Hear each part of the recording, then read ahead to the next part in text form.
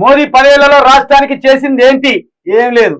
ఒకవేళ చేత కనుక నువ్వు జైలు ఉండేటువంటి అదొక్కటి చేయకనే నువ్వు ఇప్పుడు ఈ మాట మాట్లాడవలసి వచ్చింది.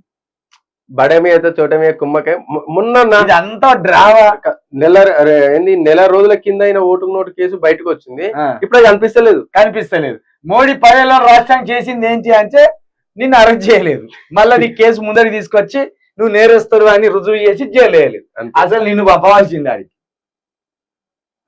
ఇక ఏం చూసి మూడోసారి ఓటేయాలి సీఎం రేవంత్ రెడ్డి?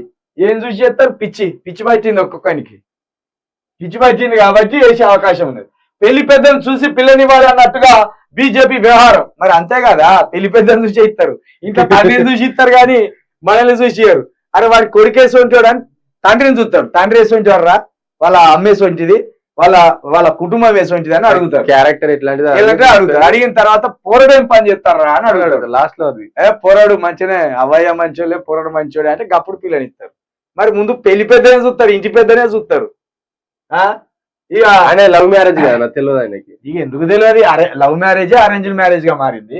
ఆయన పర్సనల్ జీవితంలోకి మనం పోకూడదు. కానీ పెళ్లి పెద్దను చూసి పిల్లనివ్వాలన్నట్టుగా బీజేపీ వ్యవహారం. ఏప్రిల్ 6 లేదా 7న తుక్కుగూడలో జనజాతర సభ. రైతన్నలారా జనజాతర అట, రైతు జాతర అనేటట్టు మీరు చెప్పులు పట్టుకొని పోర్రి. తుక్కుగూడలో ఒక్కొక్కరి తుక్కు దాన్ని రారి. మా పొలాలు ఎందుకు ఎండిపోతాయి అని తుక్కు దాన్ని రారి.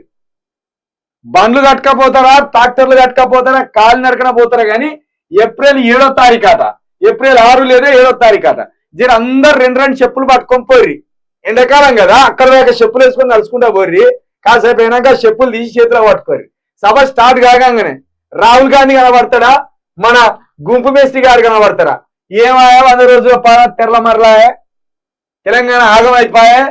తుక్కుగూడలు వచ్చినావు కాబట్టి తుక్కు చేస్తామని చెప్పులతో చంపిరారు. ఇంకా ఏమంటాడు, 100 రోజుల పాలనకు లోక్సభ ఎన్నికల రెఫరెండం, 14 సీట్లతో గెలిపే లక్ష్యమని వెల్లడి. చేయాల లోక్సభ సెగ్మెంట్ నేతలతో సీఎం మీటింగ్. రెఫరెండమేనా? ఇక ఇప్పుడు ఏంటంటే మొన్ననే గెలిచింది కదా, మొన్ననే గెలిచింది కాబట్టి ప్రజా వ్యతిరేకత పెద్దగా ఉండదు. 3 నెలలకి ఏమందిడు మీనని కొందరు, 3 నెలల్లో మొత్తం ఫెయిల్ అయిపోయిందని కొందరు, 3 నెలల్లో అనుకున్నంత స్థాయిలో పాలన అయితే లేదా, అంత మెరుగున్నదని కొందరు. కాబట్టి ఇప్పుడు రెఫరెండం అంటాడు. ఇక చూద్దాంలే ఇంకో సంవత్సరం వరకు అనుకొని, ఇదే ఎన్నికలు కనుక 1 సంవత్సరం తర్వాత వస్తే గప్పుడు రెఫరెండం అంటే నీ సంగతి చెప్పు. తెలిసిపోతా అన్నం ఉడికిందా లేదా తెలిసిపోతాయి. కాబట్టి తుక్కు కూడా ఒక్కొక్కరిని తుక్కుతాను రారి. ఎందుకు నీళ్ళు వస్తలేవని, ఎందుకు జాబులు వేయలేదని, ఎందుకు 4,000 పింఛన్ ఇవ్వలేదని, ఎందుకు బస్సులలో ఆడోళ్ళు మొగోళ్ళు కొట్టుకునేటట్టు చేసిందని.